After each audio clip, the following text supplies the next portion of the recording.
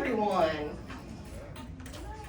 Good afternoon and welcome to the Winter Park Library. My name is Rachel Simmons and I am your friendly neighborhood archivist here at the Winter Park Library. Just before we get started, a few housekeeping notes. Do please silence your cell phones for the viewing pleasure of everyone in the crowd today. Restroom and water fountain facilities are actually just outside the theater to your left and again to your left.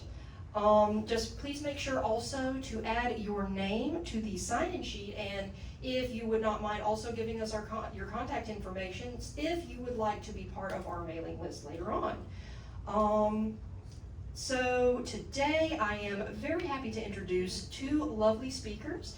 Our first speaker today, in addition to Dr. Rebekah McCloud, is Florida historian and psychologist Dr. Marvin Dunn, who is joining us virtually. Hello, Dr. Dunn. So you can actually see him and his presentation up here on the big screen.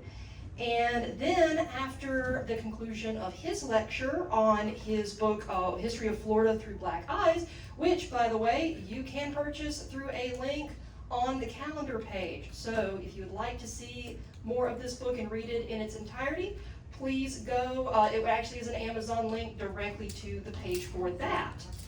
And our second speaker today is Dr. David Ponton. I did say that correctly? Yes.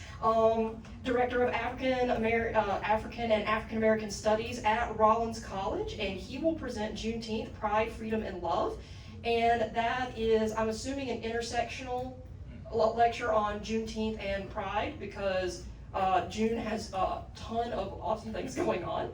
So I will excuse my awkward self and let these lovely people take over the lecture. So thank you guys so much, and give a round of applause for both of our speakers today.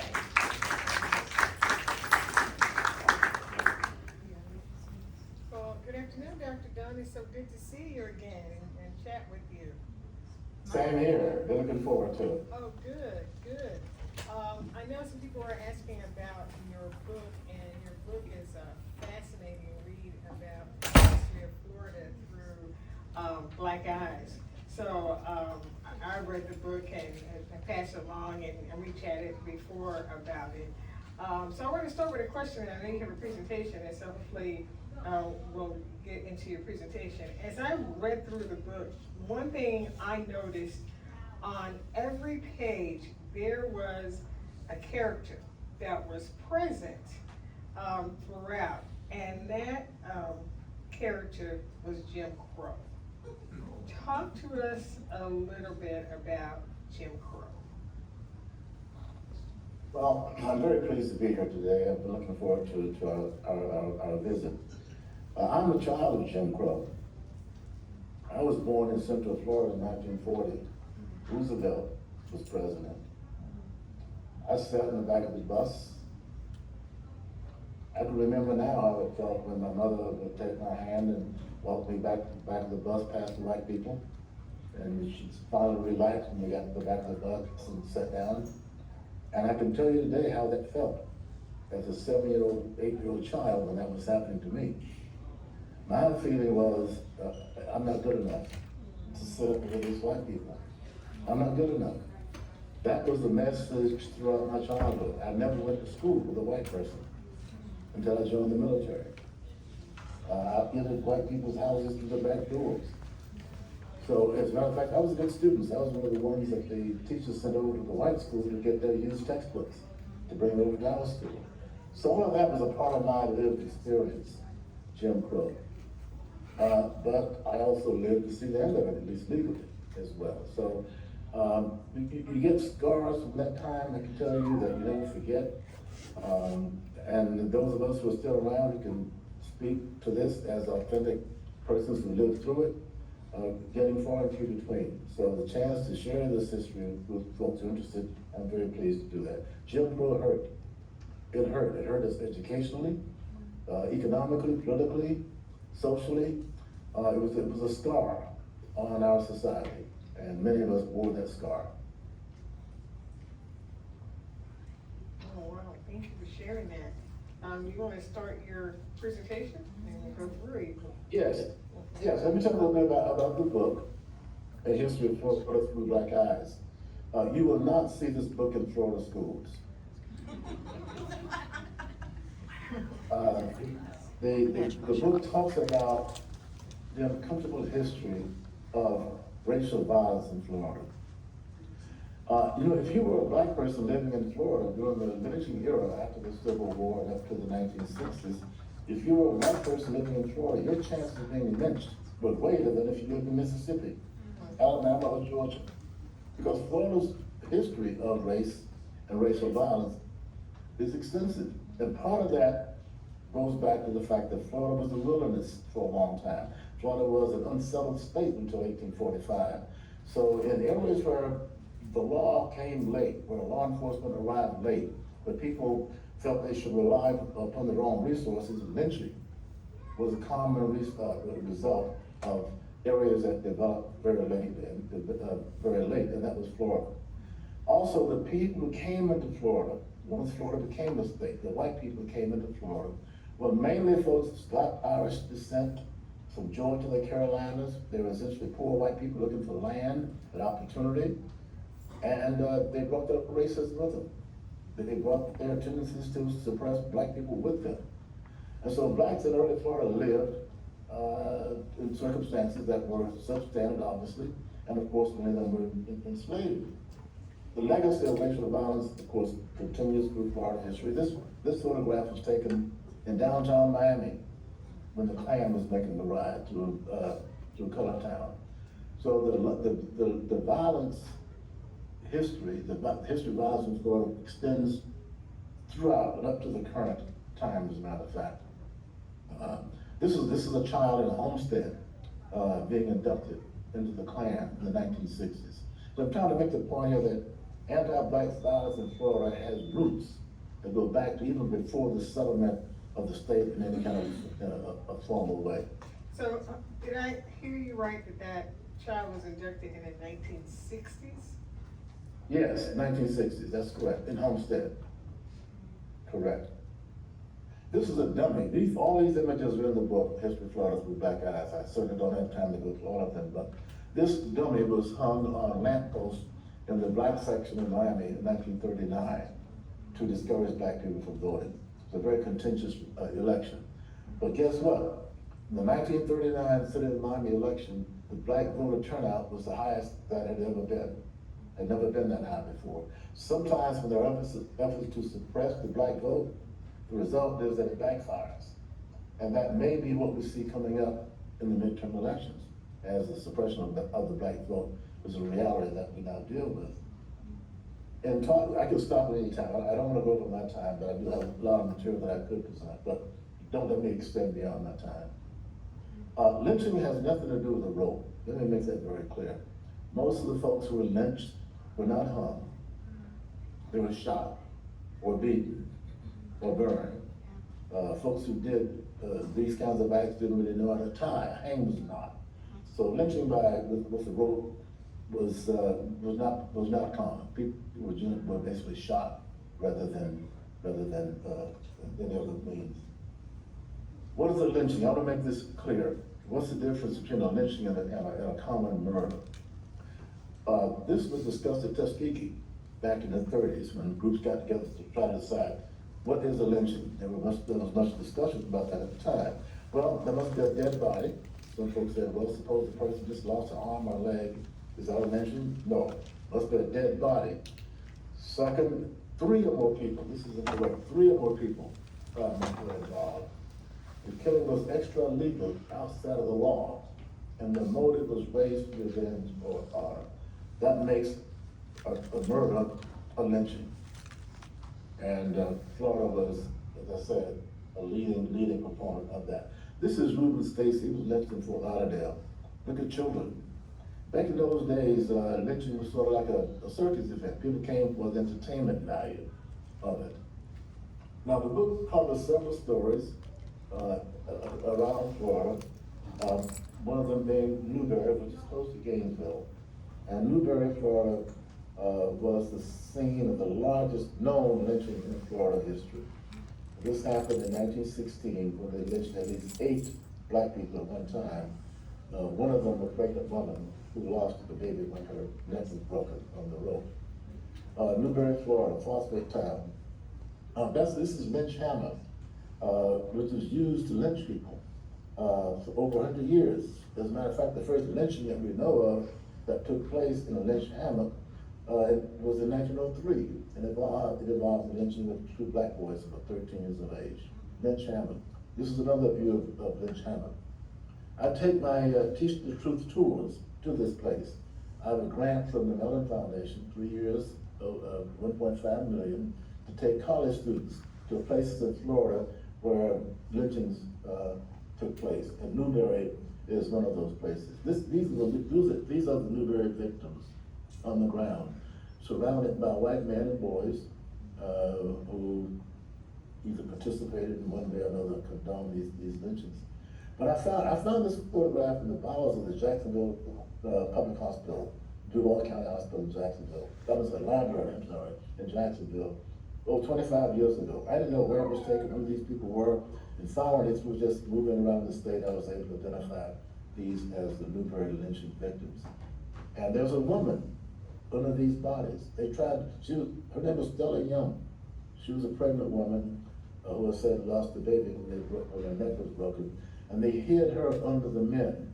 And I zoomed in on this image when I first got it and saw this woman's face among, there she is. That's Stella. She was the wife of a man named Boise Long, who was the main person that they were trying to lynch.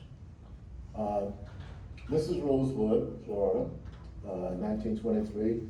As you probably know, Rosewood was an all-black town and was burned down by a white mob.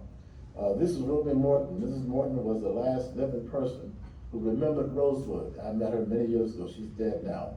But in her 90s, she allowed me to take her to Rosewood several times, and she showed me where things were out in those woods, which is how I was able to identify places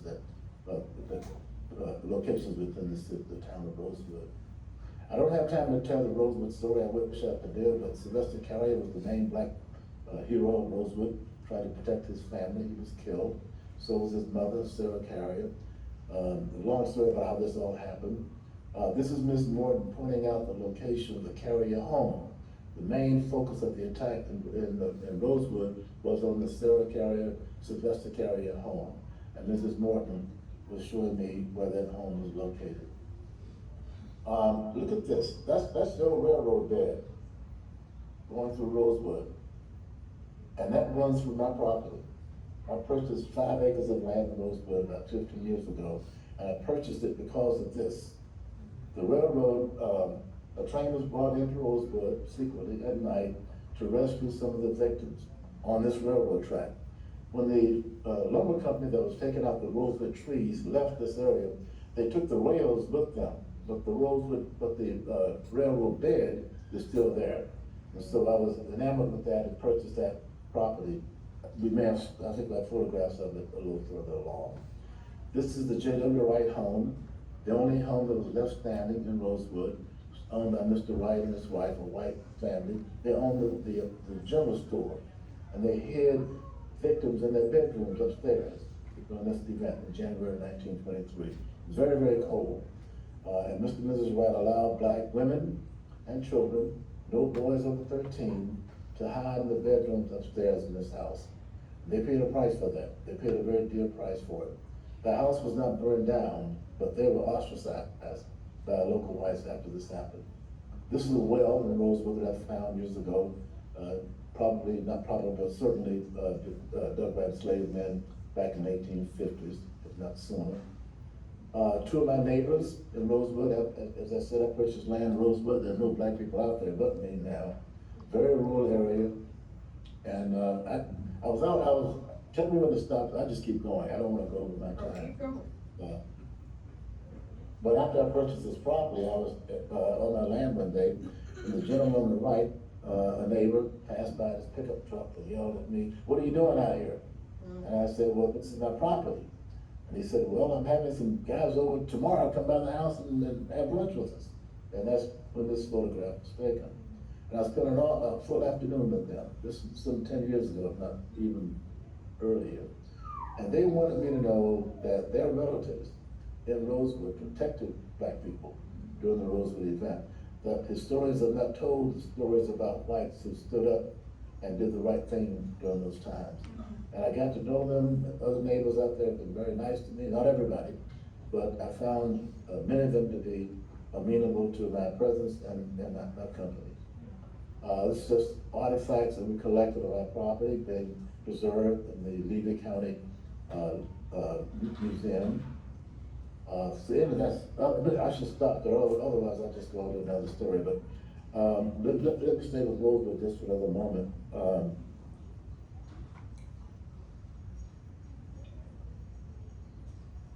About 3 years ago, after I purchased this land, and I'll stop with my presentation at this point. As I said, Rosewood is all white, rural, gentrified community, 5 acre plots. You can't buy anything smaller than 5 acres. And I went out there 3 years ago to prepare my land to have an event to recognize the 100th anniversary of the Rosewood Massacre. So the property had basically been untouched in terms of clearing until that time. And as we were leaving that day, my neighbor, white man, of course, from across the street, road, stopped us and drove up in his pickup truck. I never spoken to him, he never spoken to me. He let his window down and said, "What are you doing out here?" And this made national news, actually. International news, actually, 3 years ago. I said, "Well, this is my property." I didn't get any further than that. He said, "Well, if that's your property, why don't you park on your side of the street? Your side of the road?" I said, "Well, this is a public road, we'll park wherever we wish to." Threw him into a rage. He started shouting racial epithets, "Niggas out of Rosebud," said to the white man, 2 of them who came out to make an estimate about clearing the property, called them white niggers. "You're worse than these than the niggers," and drove off. Well, we called the Levy County Sheriff's Department. It took them about 2 weeks, but they arrested him. He used his truck to almost run us down as he shouted these racial slurs. So the Levy County Sheriff's Department charged my neighbor, a very well-to-do white man in the community, with 6 counts of hate crime. And he was tried in Alachua County in Gainesville 2.5 years ago, and was found guilty by an all-white jury on all 6 counts. And he was put in jail, federal prison, for 1 year and a day for what happened to us in Rosewood as we were trying to prepare the property. So that story, because it happened in Rosewood, made national news. So now we're terms of my property, I'm intending to make the property a place where people can come and people can walk the railroad track and feel the history. But this is where people stayed and hid during this terrible time. So we're going to restore that railroad track even more and make it possible for folks to visit and be more attuned with what happened in Rosewood. So rather than going on to other stories in this book, which I recommend people read, it's available on Amazon. The story after story after story of race violence in Florida, and the causes of it, and the results of it. So I'll stop at this point because I'm sure we'll have another presentation and folks have questions about what I've spoken about already. So I'll pause here. So let me ask you a question, and then I'll take some questions from the audience. You started off saying that your book would not be found in public schools in Florida. Why? And then tell us about, I know you've written some curriculum with Florida history. Can you talk to us about that? Well, the state of Florida now, under the current governor, has the mandate that certain topics may not be mentioned in public schools, including in universities. Among them, institutional racism, which is endemic in my books, because I talk about institutional racism. I talk about racial violence. I talk about Jim Crow. These things are not to be taught in public schools in Florida.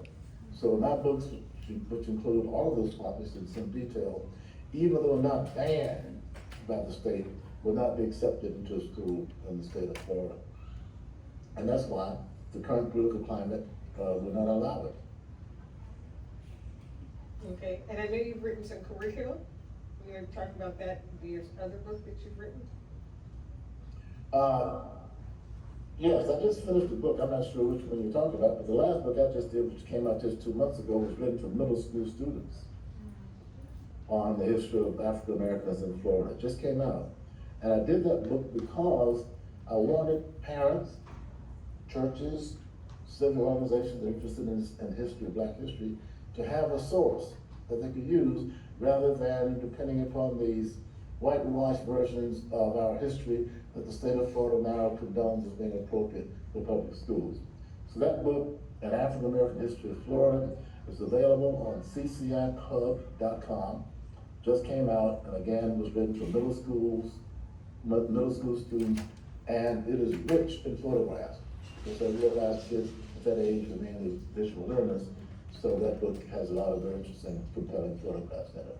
Okay, and again, that's called The African American History of Florida. Correct, correct. Okay, great. Let me take some questions from the audience, because I have tons that I can ask you. Anybody ever a question you'd like to ask? Yes, ma'am. You mean the book is not available at Writer's Block Bookstore? She said the book is not available at Writer's Block Bookstore? Good question. You can get it, 'cause it's on Amazon, so anyone who wants it can get it. I didn't hear the answer. He said you can get it at Amazon. I don't wanna Yes. get it at Amazon, I wanna get it at Writer's Block Bookstore. Good luck. It is not Good luck with available. that. No, he said good luck with that, it's not available there. Oh. All right, so, you know, work your magic with Writer's Block. Maybe you'll get them to purchase some copies and make the book available. Okay? But you know, yeah, oh, please go ahead, go ahead. There was another hand? Yes, ma'am. Okay, Mike, okay. Hi, Mr. Dunn. My name is Shani de Los Angeles. I grew up here in Kissimmee, Florida. It's a blessing to hear you talk about this while being in the space, given the impact of book banning and censorship today. I'm also a filmmaker, and I'm currently working with PBS on the Saltwater Underground Railroad. So I've just been on a deep dive with that, and it's been healing for me to know that there was a time where Black people thrived in Florida and lived here freely, but also used this place to also escape. So I'm feeling very emotional right now, and I just wanted to ask, what was that process for you when you found these photos, and when you searched deeper and saw this woman underneath their bodies? Like, what was that experience for you? And I was just curious, in terms of just the archival process, how you were able to figure out what you were seeing. You really wanna know what happened when I first saw Stella? Yes. I cried. I was alone and zoomed in on this image, didn't know there was a woman there, and I saw her face and it made me cry. But you know, I didn't get angry, I just felt hurt, realizing that had happened to this woman. And then as I went through my research and found image after image after image of people who had been lynched, after a while, at least I had to develop a certain protection, because each one of them will just drain you. So I had to set up a wall, an academic wall, that's the best way I can put it. I had to maintain my view of these events as an academician.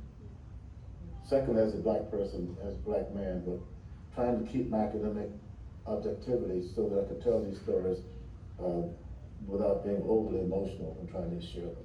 But that was my reaction. I appreciate the question, thank you. So another question coming. Dr. Dunn, it's a pleasure to see you again. I had the pleasure of meeting you at the League of Women Voters Hot Topics program earlier in the year. And it was an outstanding event with your history being unveiled. It was wonderful. I was born and grew up here and can certainly attest to the fact that the Florida school system has never, from my experience, done any justice to the history of Black people in Florida. And I love the fact that you have begun a journey where you're making this history available. One of the things that I wanted to ask is, what is your thinking on how we as a culture and people, promote more research and reading on our own history and ways to make those materials available? A lot of what you're doing is not available in the regular public sphere for buying books, so it makes it a little harder to find it. Well, I don't think that there is a community in Florida where there is not Black history to be found, that should be walked, that should be, we need to go to the places where our history happened. Not necessarily where folks were lynched, but your town has history. Churches, schools, buildings, things that were there that are no longer there, or are there but are not in very good repair now. Go to where the history was made and stand there and walk in that space. You will be surprised how it brings it home to you.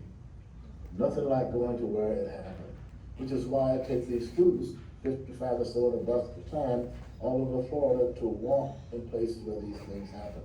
So your question is a very good question. And I'm saying, start at home. Start where you live. Do the research. It's not, in this day and age with AI, it's not that hard to find out what happened in your own county. Look it up, and then go to the places where these things happen and stand there, and then bring others so they can feel history as well as read it. Okay, we've got one more question. Hi, Dr. Dunn. This is Leslie Poole from Rollins College. You took our class. How you doing? I know you can't see me, but I wanted to just make an observation here for everybody. Is you took my class on the Teach the Tour trip, or Teach the Truth trip, sorry, last fall, and I still have students coming back to me telling me how incredibly powerful that was. And if you recall, most of them were white, and they had never heard any of these stories, but they are still talking about it, and I just want to thank you for making that opportunity available to my students, and you shared your book with them as well, and I hope that someday you'll open it up to community groups going as well. It was really powerful. Thank you so much, and you're quite right, it was mainly white students. And as you may recall, we went to Willie James Howard's grave. The 50-year-old boy was lynched in Live Oak, 1944. And I remember the students from Rollins at that boy's grave, and how touched they were. Willie James was in 8th grade. He fell in love with a white girl that was working with him in a dime store in Live Oak, Florida during Christmas break. And this girl's daddy found out about this letter that the boy wrote and got 2 other men and went and took him from his mom and lynched him. And I take students to Willie James's grave. And the Rollins students, I remember because normally most of the students are Black. But your group was different because it was mainly a white group, but the emotional response was the same. The empathy, the sense of tragedy was the same with your students as it was with students I took there from Bethune-Cookman.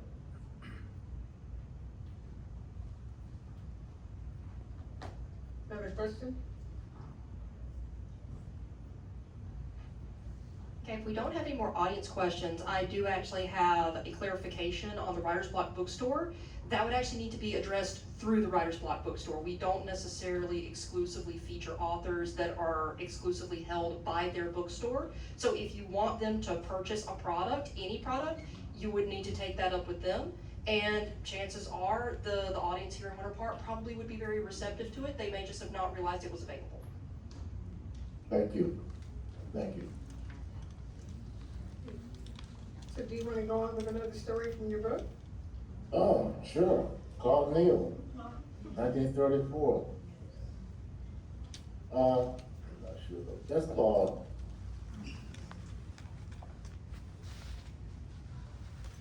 Claude Neal was a Black man, I think he was around 34, 35 years of age. His aunt lived on a farm that was next to a white-owned farm by the Kennedy family. And Claude Neal, as he was coming up, would visit his aunt at a property and developed a relationship with this girl, this white girl. And over some years, as it turned out. And one day, the girl's mother found her dead. beaten to death near a hog pen. She brought out to feed the hogs. And the sheriff was called and found footprints leading from where the girl's body was found to Claude Neal's aunt's house. And when they got to Claude Neal's aunt's house, he was not there, but they found her washing bloody clothes and concluded that Claude Neal had killed this girl and went on a search to find him. They arrested Claude, and I must say, the Claude Neal lynching was one of the few instances in which the sheriff tried his best to keep that man alive. He moved Claude from one jail to the next. He even moved him to the Pensacola Bridge, Navy Bridge, and the mob came down to him. Finally, they got him to Alabama, because where Mariana, where this happened, was close to the Alabama line. So the mob brought him back to the farm where this had happened. By that time, thousands of white people gathered at the Cannery Farm because they knew the search for Claude Neal had been going on for 2 or 3 days. And this is the important part. The search for Claude Neal, the whole case made national news all over the country. Everybody knew that Claude Neal was going to be lynched. It was in the newspapers. Even President Roosevelt knew that Claude Neal was going to be lynched. It was in the newspapers. They finally got him. The crowd was so large, so unruly, that they picked 6 men who became known as the Committee of 6. And these 6 men took Claude Neal out on private property, lynched him, and brutalized him in ways that I had never read before. Among the things that they did was to make him eat his own penis. They stabbed him with knives. They shot him. When they took him down off from the tree, they dragged him out in a truck, back to the Kennedy farm where this mob was waiting. And they let the Kennedy children in that family come out with wooden sticks and stab the dead body with wooden sticks. Then they took Claude to the county jail and hung him on this tree. And people came from all over to see Claude Neal. The sheriff only let him hang for a day or so, took the body down, and it almost caused a riot. The white folks wanted to see Claude Neal's body. So the sheriff wouldn't rehang it on the tree of the courthouse. He laid the body on the doorsteps of the jail, so people could walk by or drive by and see Claude. And then he was buried. The reason that the Claude Neal lynching was so unusual was that it was known across the country, and it still happened. People in Iowa, Nebraska, knew this man was going to be lynched, and it outraged white America. And that led to lynching becoming less of a public event, and lynchings became more private, where the family of the aggrieved person would take someone out and lynch them privately, rather than the circus atmosphere that accompanied the lynching of Claude Neal. So that was the significance of the 1934 lynching of Claude Neal. I met his daughter, who was a little girl when they lynched Claude, and she told me, she was in her 80s when I met her, Allie Neal is her name, she never passed on by now. She told me that every time she walked by that tree that you're looking at, even though she was too young to remember her daddy, it broke her heart, because she knows what happened to him at that spot. Claude Neal, 1934. Willie James Howard, I mentioned a moment ago, in 1944. He worked in this it was a family dime store, downtown Live Oak, Florida. He met this white girl inside the store, fell in love with her, wrote her this letter that her father found. I won't have you read the whole thing. But basically, the sort of thing the 8th graders write each other. You know, I like you, like, don't tell anybody, et cetera, et cetera. As a matter of fact, he warned her, don't let anyone see this. And as it turned out, her father got a hold of it.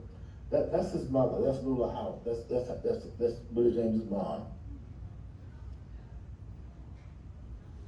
Phil Goff was the girl's father's name. He was a former member of the Florida House of Representatives. Phil Goff got 2 other white men. He went to Mrs. Goff's home. Willie James was at that 5 and dime store that Saturday, and he heard these white men were after him. And he ran home to his mama. And she was sitting on the porch, and he's on her, fell to her knees, and he's trying to tell her what happened. And Phil Goff drives up with these other 2 white men. They put a gun to Mrs. Howard's head and told her to give him up. give him up. And of course she did, and then they drove off with Willie James, she's running behind the car, they got my boy, they got my boy. So the whole town knew that they'd taken this boy. They go to where the dad worked, which was at a lumber yard in Line Road. They went to that lumber yard, it's something else now, and got the father, James Howard, made him get into the car, and then drove out to the Swine River. On the way to the river, they tied Willie James's hands and feet. Goff did that. He told the sheriff later on because there was an investigation. After all, Mrs. Howard raised so much noise about the boy being taken. But Phil Goff said, yeah, we took him out to the river to give him a whooping for writing that fresh letter. And he jumped into the river and drowned himself. And his father stood there and wouldn't help. And that today is the official record of what happened to Willie James. He was buried in an unmarked grave. This headstone was put there some years later by a black undertaker who found the record of the killing and put this marker there some 40 years after it happened. That's Willie James's aunt, Mamie Perry in Orlando. I spent some time with her. She was well in her 90s when I met her. But when Willie James was lynched, his mom and dad came to her within a few days from Live Oak. And she took them in, and she said that Willie James was the only child. And when that mom, when those three men took him from her sister, she never saw him again, and she never smiled again, Mamie told me. That's the sheriff. Every time I go to these places, I go first to the sheriff's office to let them know I'm in town, I'm doing research on lynchings. Here's my car, they know what I'm driving. And I normally get a cooperation. This particular sheriff was very, very helpful. As a matter of fact, when they had a latter-day funeral for Willie James, he went. He went. And one of the pieces about this, about the sheriff, when I was in his office, I told him, I want to meet Cynthia Goff, the girl that who Willie James wrote the letter to. And the sheriff told me, well, I know her best friend, she won't talk to you, but I'll get her best friend on the phone for you, maybe she'll talk with you. So the sheriff got this lady on the phone. She said, no, she wouldn't talk to me, but she would answer questions that I asked to the sheriff. And I asked, well, where is Cynthia Goff now? And her friend says she has advanced Alzheimer's, she lives by herself, she never got married, she never had any job except working in that 509 store. And she said that Cynthia Goff never meant this to happen to Willie James. This was not her doing, and that she never got over it. Her friend told the sheriff to tell me. So that's the Willie James Howard story. I mean, these stories go on and on and on. Like the Groveland 4, 1949, 4 black men. One was the boy 16, charged with raping a white woman. And a long story about what happened with him, got the death penalty, and eventually their sentences were commuted, but they spent decades in jail. Two of them did. Let me stop there, because otherwise, as I said, my stories go on and on and on. That's one of the members of the Grove. Let me explain this one. That's Sheriff Willis V. McCall, Sheriff of Lake County, Florida. And on the ground is one of the victims, one of the members of the Groveland 4. These men have been tried, found guilty, and sent to death row. But because there were no whites on the jury, the convictions were overturned. So the sheriff was ordered to go to Rayford, get these two men who went to death row, bring them back to be retried. And on the way back, they took this dark back road, the sheriff did, had a deputy in a car in front of him, and according to the sheriff, the men asked to stop to use the bathroom. So he pulled over, and they were handcuffed, but they were not shackled at the legs. So McCall, incidentally, McCall was the legendary racist sheriff of Lake County.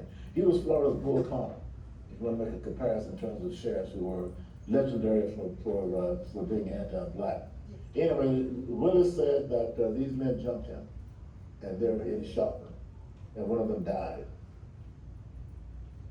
And I think they did jump Willis. Why would they not have jumped him? They were being taken back to the same county to be tried again with one black person in the jury, as it turned out, the one man who survived, and was sent back to death row. So why would they not have jumped on Willis, particularly since they were shackled at the feet and had some capacity to fight? My daddy knew Willis McCloud. Willis McCloud was the sheriff of McNally Road to pick oranges in Lake County. And he said that everybody knew about Willis. You didn't play around with Willis McCloud. And Dad said that he would go up to Lake County, and we lived in Brewster County, just a couple, just a short distance away. My dad said when the black men would be picked up by a white police chief on a truck to go to Lake County to pick oranges, he said on the way back home to Brewster County, the white man driving the truck would sometimes stop to have a beer with some of his buddies. My dad said they would get out of the truck and walk in order to be out of Lake County before dark because of Willis McCloud. Those are two boys, two men. One died, one survived. Thurgood Marshall and Dwight came in to act as the defense attorney at the Irving trial, still found guilty and sent back to death row. There was a riot in Groveland after this all happened. This is the scene where it happened, right in the black community. That's the main intersection in the Groveland black community where this white mob attacked the black community. So the community caused a lot of damage. So, I'll stop there, otherwise I keep going. Sure, one thing you talked about was these guys, they went and walked through Lake County before it got dark. One of the things I noticed in your book is that a lot of the places where these things happen were sundown towns. So you wanna talk a little bit about sundown towns and the significance they played in the life of black people in Florida? Yes. Every town in Florida that has the name Beach in its name was a sundown town. Every town in Florida that has the name Beach was a sundown. That meant that black people could not be there after dark, after sundown, or they ran the risk of being arrested. Now, you could be in a sundown town after dark if you worked for a white person, and you could prove that you did. Otherwise, you had to be off the island. And my mother worked on Miami Beach as a maid. And she had an ID card issued by the Miami Beach Police Department with a fingerprint on it. All the black folks who worked on Miami Beach had that card. I still have my mom's card. And that's how she was able to work on Miami Beach and not be harassed by the police. Yes, those were sundown towns. Good question, thank you. I know Winter Park, for example, was a sundown town. And so I think we're Groveland, Live Oak, some of the ones that you talked about throughout Ocoee, some of the others throughout Central Florida, North Florida, all over Florida, were sundown towns. And yes, only way black people could work in the town is go into town as if they were working. You know, here in Winter Park, black folks lived in Hannibal Square, could not go across the railroad track into Winter Park proper unless they were working. Other than that, you know, basically That's right. You had no business over on that side It was everywhere. of town. It was everywhere. Miami, everywhere you can mention, that was the case. Don't be across the railroad track after dark. Good. And then here there was stiff penalties for being across the track after dark. Well, yeah, you could be lynched for being in White Town after dark. And some folks were, for being in the wrong place at the wrong time. So we Are have, we approaching on the other presenters' time? I don't wanna do that. yeah, we have 15 minutes, but we have a couple of questions, so we'll. Okay.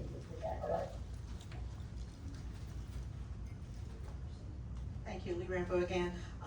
2 questions. When did sundowning as a practice end? And 2, did you work with the Equal Justice Institute to identify people in Florida who had been lynched as a part of their lynching museum project? Let me start with that first. The Equal Justice Initiative in Montgomery, as you know, identifies lynching sites around the country, and then they will offer a bronze monument to counties where lynchings happen if the counties request it. And right now, Miami-Dade County has been involved for some 3 years trying to document 3 lynchings in Miami that happened, Miami-Dade County that happened, so that we can get the monuments from the EJI here in Miami to represent the places where those things happen.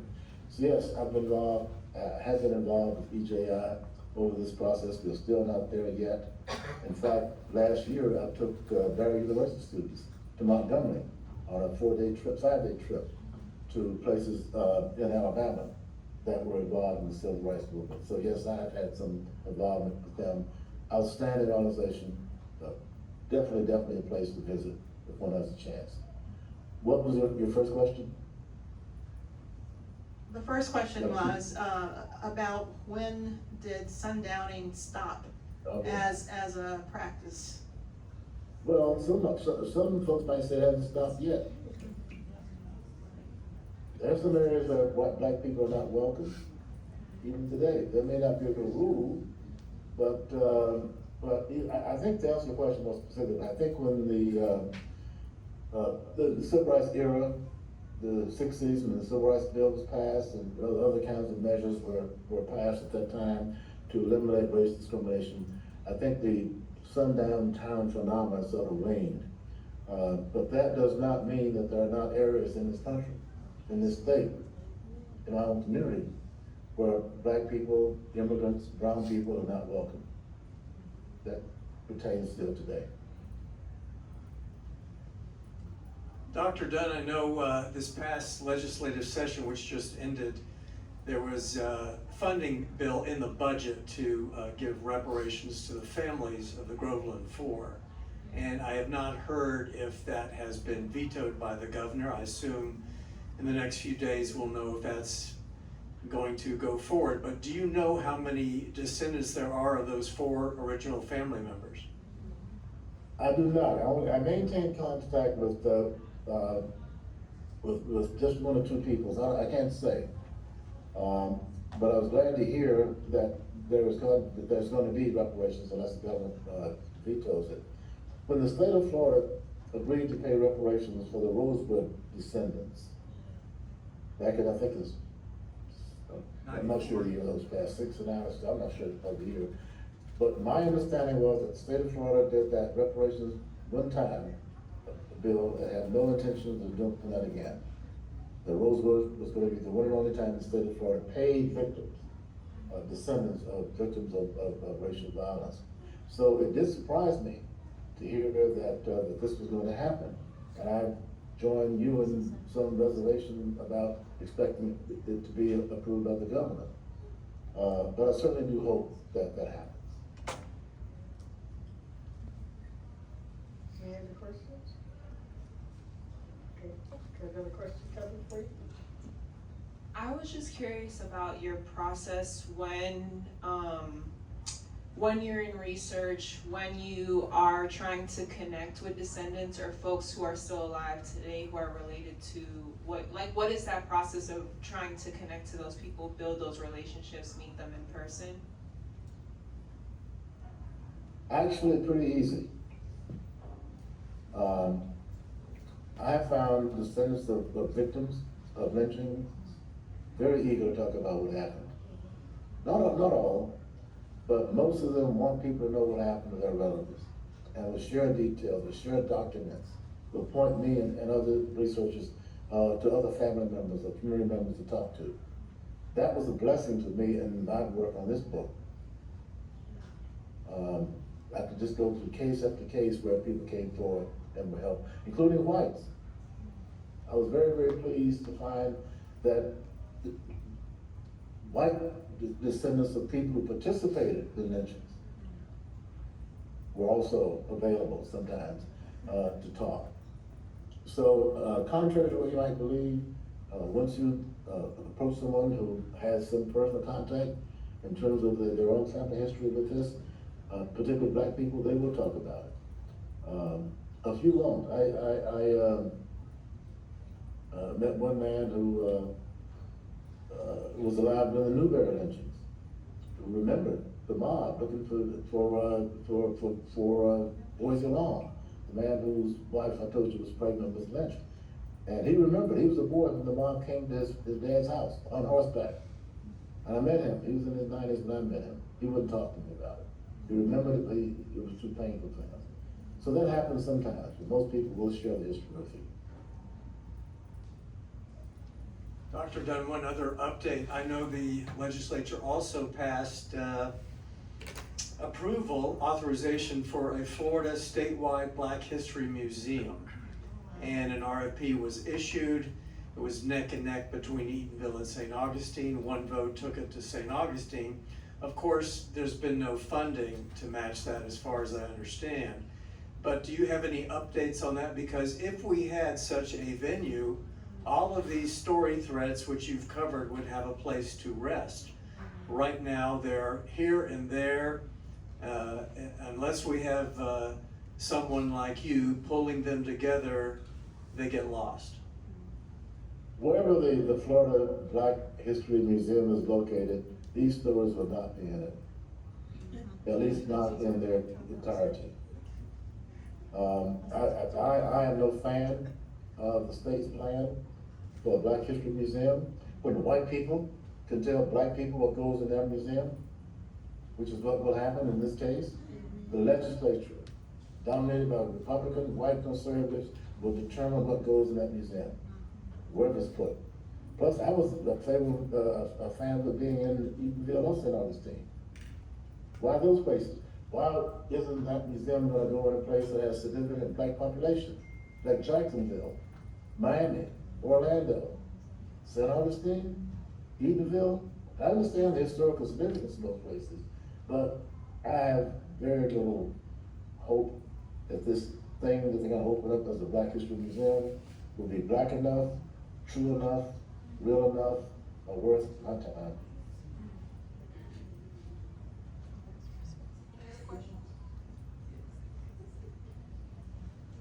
Any question up on the other side? Okay, Dr. Dunn, we have a few minutes if you, can finish up with, Harry T. Moore. Yes, my hero, Mims, 1951. I was born 19 miles from Mims. And I was 11 years old when they killed Mr. Moore. I remember my daddy talking about it very softly. They want the kids to know what happened. I remember them whispering about what happened to Professor Moore. Professor Moore got killed. Harry T. Moore was an educator. He was the principal of the colored school in Cocoa, Florida. And he was the head of the state NAACP. And Mr. Moore went around rural areas of Florida registering black people to vote as Democrats, not as Republicans, as Democrats. Because in 1947 or thereabouts, there was a case in Texas, Allwright versus Texas, in which the U.S. Supreme Court said that the Democratic Party could no longer eliminate black or prevent blacks from joining. So Harry T. Moore knew that black folks were going to be able to join the Democratic Party. Not all could be in the Republican Party, but they had no power in the South. The Democrats were so heavily favored politically. So in the South, if you won the Democratic primary, you were elected. Being a Republican didn't mean anything. So Harry T. Moore realized that the Democratic Party was going to be open to black membership. That was going to change the political power in the South, and it did. And he went around registering blacks in rural areas to register as Democrats, and the white folks didn't like it. Christmas Eve, 1951, Harry T. Moore and his wife were celebrating their wedding anniversary. They had family in from Jacksonville. His mother came in from Jacksonville. And that night, the Klan placed a bomb, that's Harry, this young man in Cocoa. That's his wife, Harriet, on their property in Cocoa. They had an orange grove, large orange grove in Cocoa, and Mims. That's their home. The Klan placed a bomb beneath the bedroom that night of the anniversary. And It was thought that later on, the FBI got involved in this investigation, and they concluded that this was not dynamite, that the blast was so powerful that it had to have been nitroglycerin. Harry's body was thrown up into the ceiling. A relative later reported that every bone in his body was broken. Harriet was also severely injured. She didn't die right away. She died some several days later. But this killed Harriet T. Moore that night in 1951. The greatest hero, in my mind, the bravest man who ever walked in Florida, Harriet T. Moore, and his wife Harriet paid the ultimate price for trying to get black people to vote. So that's why he's a hero. I take my Teach the Truth tours too, not all of them. But some of them also go to MEMS, to where the house has been reconstructed, or rather, a replica of the house has been built. And there's a Brevard County Park recognizing the importance of this story. Harry T. Moore. Everybody in Florida should know who this man was. He was a courageous man, as was his wife. Thank you, Dr. Dunn. We have about a minute, time to wrap up and transition over. Do we have any last minute questions before we do? Just gratitude. Thank you. Seeing none, you know my dad was a preacher, so seeing none, thank you. We appreciate you. My pleasure. All right, thank you. All right, I'm gonna sign off. Sign off, all right. Talk to All you right, later. okay. I enjoyed it. Bye-bye.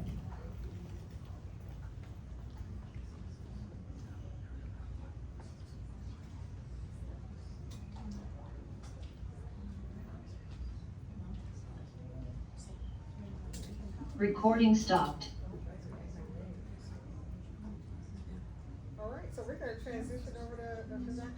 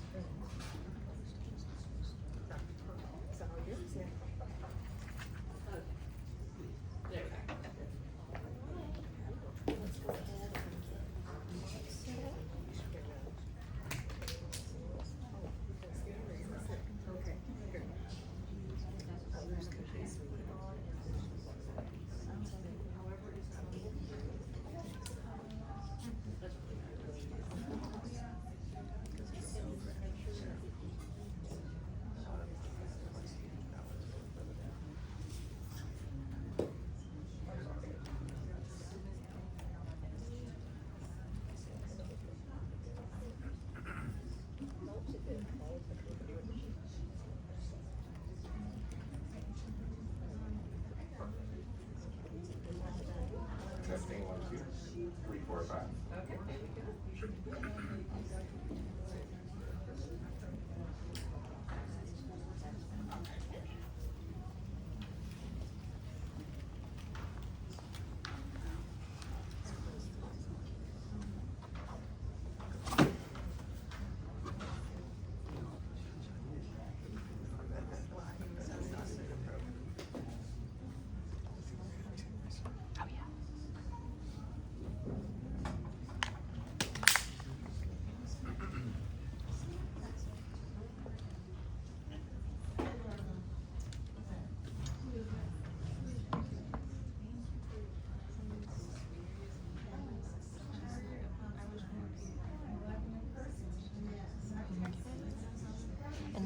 Okay, good afternoon.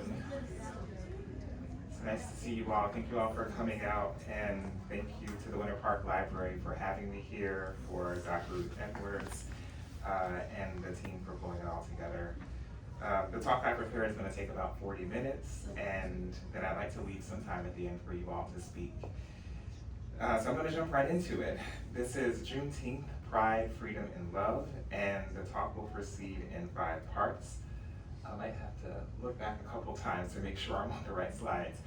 But my goal is to think the terms of freedom and love in conjunction with each other, to conceptualize freedom as a yearning that is much broader than legal emancipation, and to do this through honoring ancestors of African descent who gave us signs of what the yearning for freedom meant to them as they refused to have their souls chained by a world incapable of dreaming bigger than its own shackles. So part one, thank you for that. A look back, Victoria and Francisco Maricango.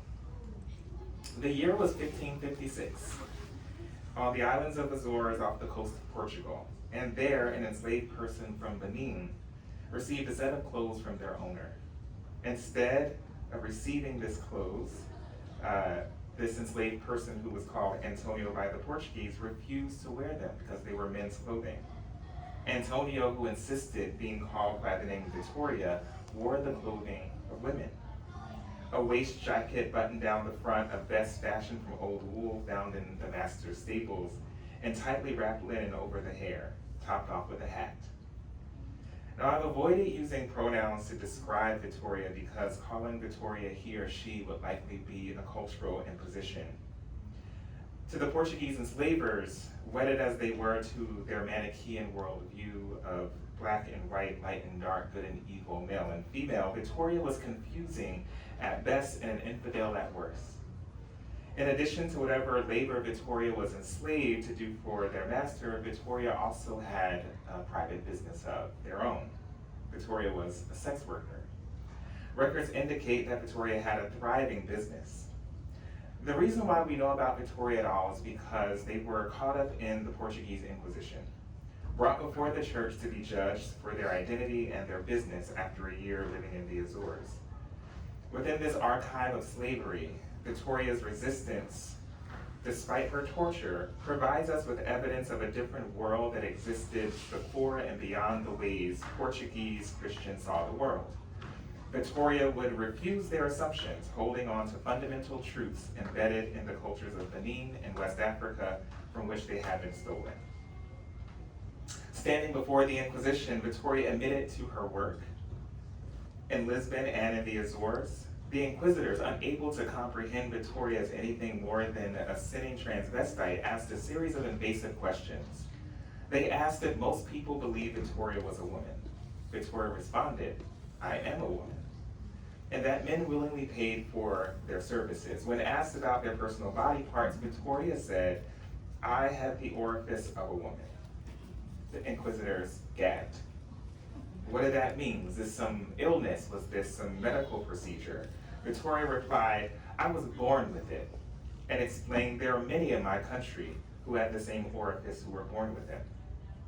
Unsatisfied, the inquisitors moved from invasive questions to an invasive physical inspection and determined that Victoria had the physical character of a man without having any orifice nor other characteristic of a woman. The Inquisition therefore found Victoria guilty of sodomy against nature and sentenced them to life at sea, enslaved in the king's galleys. What Victoria reveals for us is something crucial. Gender is not simply natural or given, but culturally constructed and historically contingent. The Portuguese had determined that there were only two, man and woman. But Victoria indicated that in their home country of Benin, people like them not only existed, but were ordinary and regular members of West African cultures. Indeed, gender expressions were more variable in West Africa, contingent not on a person's physical appearance, but on age, personal desires, spiritualism. And whereas the idea of sodomy was punishable by death in Portugal, the concept didn't exist in Victoria's culture. Instead, as was the case in North America, where there were also third gender categories, in Western Africa, these folks were highly respected because they were thought to have great spiritual power. That is, whereas for Europeans there existed an anxiety around sexuality generally, for West and Central Africans there was more freedom in this idea of diversity of human gender expression. For example, whereas the Portuguese called a person by the name of Francisco Maricango a sodomite, Francisco called himself Jimbanda.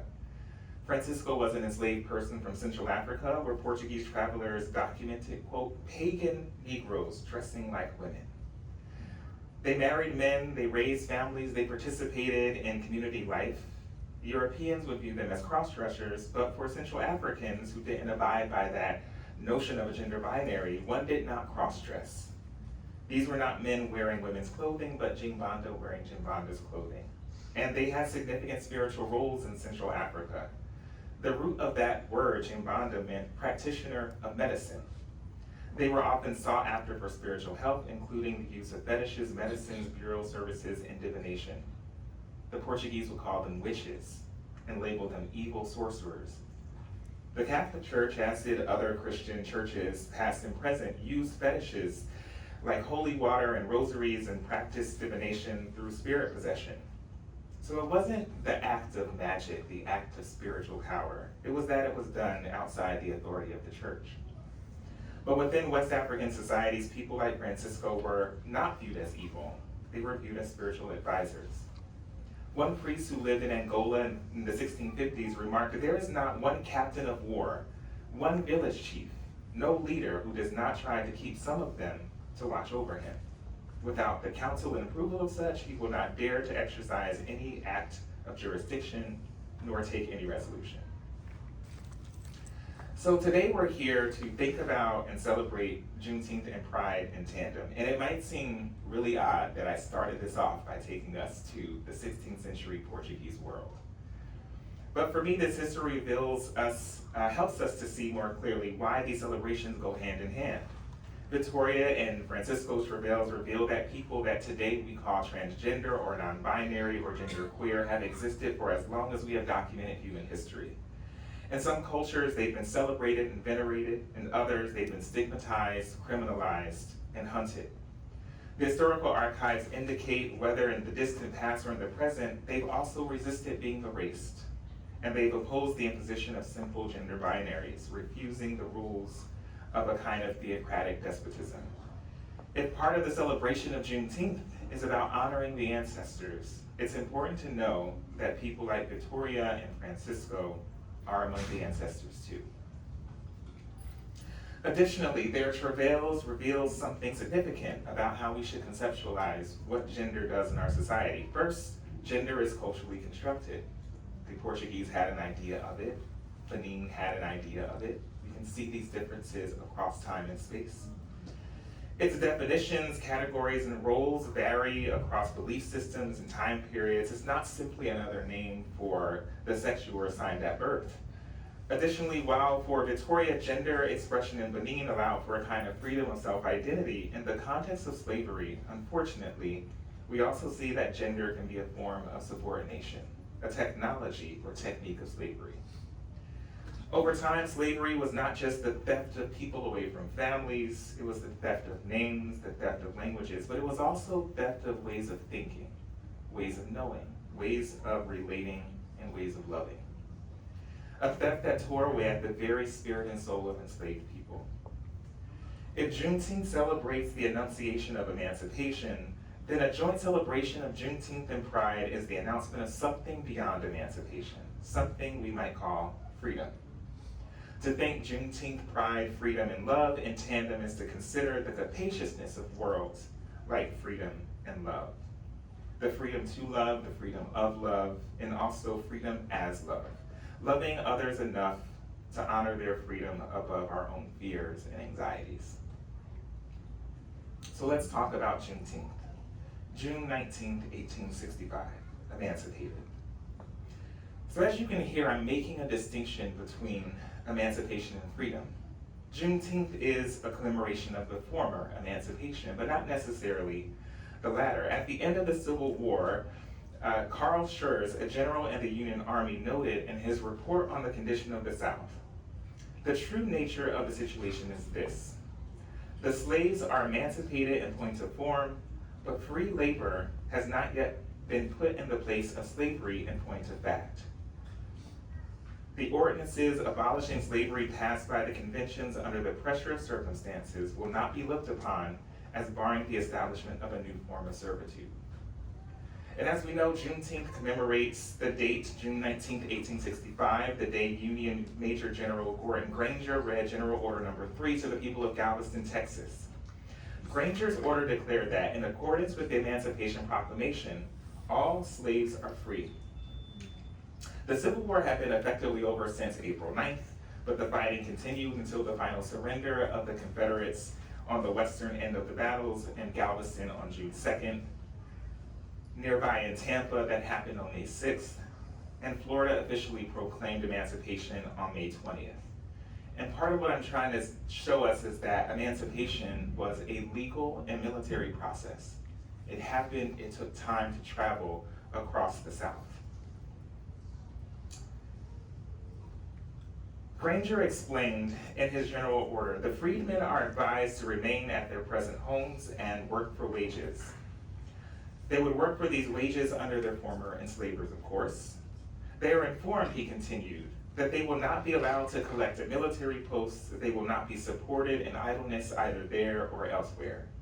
In short, these people, just free from slavery, would learn that they were free to work, but not free to rest, or free to move, or free to be. One formerly enslaved Texas woman named Sarah Ford explained how she learned of emancipation and what happened after. She said, when freedom come, I didn't know what that was. I recollect Uncle Charlie Burns would drive the buggy from Master Charles, come running out in the yard and holly, everybody free, everybody free. And pretty soon soldiers comes and captain reads a mation. And law me, that one time Master Charlie can't open his mouth because the captain told him to shut up. I would have liked to have seen that. That he do the talking. Then the captain say, I come to tell you the slaves is free and don't have to call nobody master no more. Well, let's just mill around like cattle do. Master Charlie say, if us want to stay, he'll pay us. All except my papa. He say, you can't stay here because you is a bad influence. Indeed, Sarah Ford's father was a bad influence. In slavery, he practiced a certain type of freedom. Charles, the slave owner, was brutal. Sarah explained that if an enslaved person ran away and was caught or returned because they were hungry, the slave driver, known as Uncle Jake, would stretch him out on the ground and tie his hands and feet to posts so he can't move. And then they would take a piece of iron, what he calls the slut, and what is like a block of wood with little holes in it, and fill it up with tallow, and put that iron in the fire till the grease is sizzling hot, and hold it over the poor inward's back, and let that hot grease drip on his hide. Then he'd take the bullwhip and whip it up and down, and after that throw the poor inward in the stockhouse and chain him up a couple days with nothing to eat. My papa carried the grease scars on his back until he died. Sarah Ford's dad was a frequent runaway.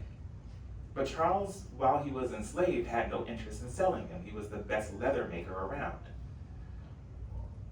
So her father practiced running away as a kind of freedom, an effort to steal himself away from chattel slavery, even if only for fleeting moments. And so when emancipation came, Charles didn't want to employ him. Charles didn't want a free man. Charles's vision of the new world was one where these people were emancipated, but still enslaved. He didn't want Sarah's father to teach them how to be free. He couldn't stay because he was a bad influence. Over the course of the 19th century, despite the imagined legal protections of the Reconstruction Amendments, the 13th, which abolished slavery except for people who commit crimes, the 14th, which guaranteed citizenship to the formerly enslaved, and descendants by birth, which we know is currently under attack by the Trump administration, and the 15th, which extended the right to vote to all adult male citizens, which is under attack across the whole country, it seems, with gerrymandering. The former Confederates and enslavers rose back to power and chipped away at those so-called guaranteed constitutional rights through black codes. For example, anti-vagrancy laws were either newly enacted or were enforced with new vigor and ferocity during the rise of a period that we now call Jim Crow. Employees of the Freedmen's Bureau documented how police indiscriminately arrested all colored laborers who were found in the streets, not employed just at the moment when the police saw them. Not a day passes without dozens of men being sent to me as vagrants, many of whom I release immediately upon ascertaining they've been arrested unjustly. After the Freedmen's Bureau was dismantled following the Compromise of 1877, states across the South established chain gangs and convict leasing systems that provided for incarcerated people to be forced back into labor for the state or for private parties. In Mobile, Alabama, one witness estimated seeing 50 black people arrested daily on suspicion of vagrancy, not having a job that a white person would vouch for. In Nashville, 2,000 so-called vagrant Negroes were arrested in a single sweep. In San Antonio, Texas, the newspaper bragged that all the vagrant Negroes who had been here loitering about the city were now working on chain gangs. If emancipated people could not prove that they were employed by a white person who would vouch for them, they could be convicted of vagrancy and re-enslaved. What kind of freedom is that? English scholar Idea Hartman explains that emancipation was a kind of burden placed on newly freed people, or so-called freed people. That citizenship, specifically citizenship for the Black person, was a responsibility, not a right. She explains, the ascribed responsibility of the liberal individual served to displace the nation's responsibility for providing and ensuring the rights and privileges conferred by the Reconstruction Amendments, and it shifted the burden of duty onto the freed. It was their duty to prove their worthiness for their freedom, rather than the nation's duty to guarantee at minimum the exercise of liberty and equality, if not opportunities for livelihood other than debt peonage.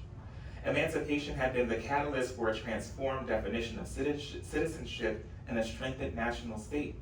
She's referring to the 14th Amendment there. But the national identity that emerged in its aftermath consolidated itself by casting out the emancipated from the revitalized body of the nation state that their transit incorporation created. In other words, on the one hand, the Reconstruction Amendments that were motivated by the need to codify emancipation and citizenship in the law expanded our understanding of what it meant to belong, to be a member of this nation. On the other hand, now that these formerly enslaved people were considered citizens under this expanded definition, they had a new burden to prove that they deserved it. Part 3, I Dream a World, or Emancipation and Freedom. In many ways, African American history is defined by this conceptual distance, this distinction between emancipation and freedom. We've witnessed time and again that the law doesn't guarantee freedom. The law is a tool of politics, and politics is a fancy word for power. The power to determine how we all get to live. And if that were not enough of a constraint against freedom, in American history, this power has been wielded, controlled, and monopolized by people with the most wealth. And while civil rights leaders have allowed for some diversity in the leadership class of the United States, this year, this nation turns 250 years old. There are still 17 states that haven't had a female governor. There are still 45 states that have never had a Black governor. And more importantly, the halls of power remain populated by the wealthy. Their wealth and power provide them all sorts of freedoms. Now, FDR defined or articulated the 4 freedoms during World War II as the freedom of speech, the freedom of worship, freedom from want, and freedom from fear. Freedom from want and from fear can be added to the long list of other freedoms African Americans clamored for during Jim Crow. Freedom to move, freedom to rest, freedom to buy, freedom to recreate, freedom to love across the color line, freedom to create, and freedom for all. They didn't just want freedom of or freedom from, they wanted freedom to and freedom for. It was not an abstraction they saw, but a material condition. They wanted to live freely. And Langston Hughes captured this idea in his poem, I Dream a World. He wrote, I dream a world where man, no other man will scorn, where love will bless the earth, and peace is paths adorn. I dream a world where all will know sweet freedom's way, where greed no longer saps the soul, nor avarice blights our day. I dream, in the world I dream, where Black or white, whatever race you be, will share the bounties of the earth, and every man is free, where wretchedness will hang its head, and joy like a pearl attends the needs of all mankind. Of such, I dream my world. This was certainly the case of Black people who back then were called inverts and deviants during the Harlem Renaissance when Hughes wrote this poem. Today we might identify them as lesbian, gay, bisexual, queer, pansexual, asexual, the list goes on and on. These terms were not in vogue during the Jim Crow period, but these people were there, just as Victoria and Francisco were. Like those ancestors, Black Americans living in the 20th century United States also had to face off against a strict, sexually anxious culture in state politics and church politics.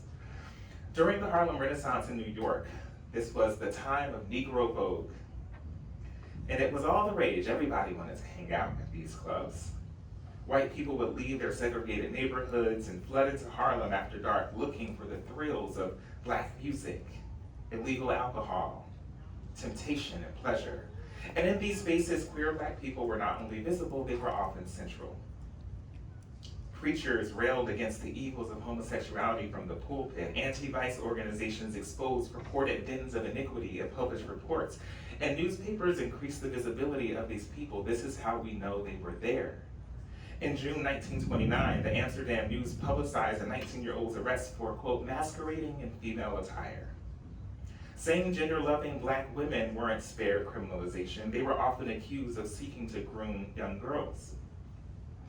When incarcerated white women in the South were placed with Black women, Black girls and women were accused of being a corrupting influence on them, allegedly exposing them to improper sexual behaviors with other women.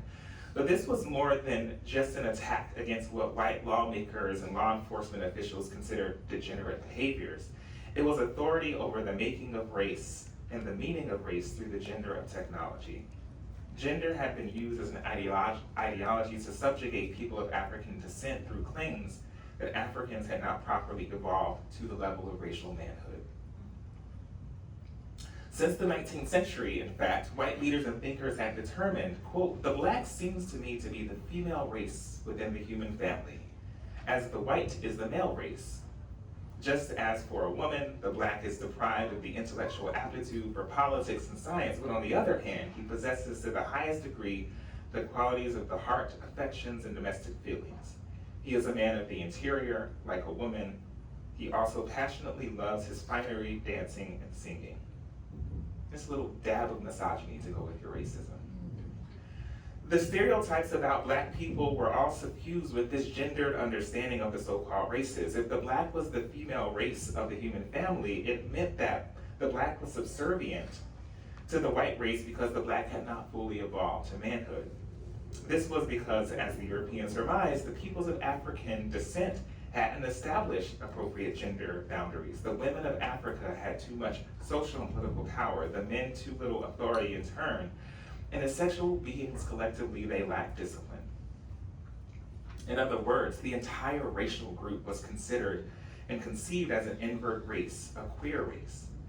In 1897, as historian Sarah Haley explains, there were at least 43 articles published describing Black life as queer, strange, most of which recounted lurid tales at the recorder's court. Queer was most constantly used in Atlanta's mainstream press to describe perverse Black bodies, ideas, and behaviors that could only be interpreted and governed through police and judicial action.